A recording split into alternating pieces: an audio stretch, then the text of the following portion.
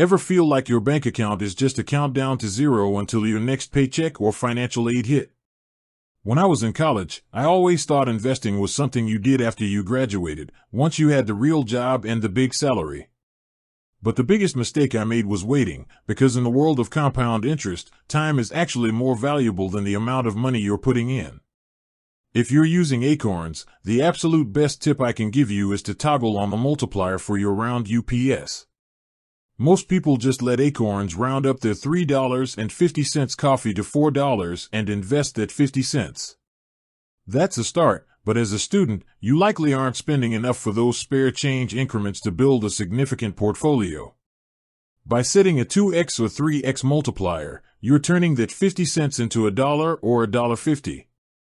You won't feel the extra change leaving your account on a daily basis, but it effectively triples your contribution rate without you having to think about saving. The second part of this strategy is to verify your student status. Acorns has historically offered fee waivers or specific incentives for students with a valid .edu email address.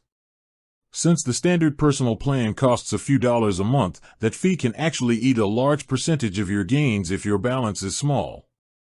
Making sure you're on the most cost-effective tier is step one to keeping your returns. Lastly, keep it in the aggressive portfolio. Since you're in college, your investment horizon is likely 30 or 40 years away. You have the time to ride out market dips. Don't play it safe with bonds right now. Let the stock market work for you while you're young.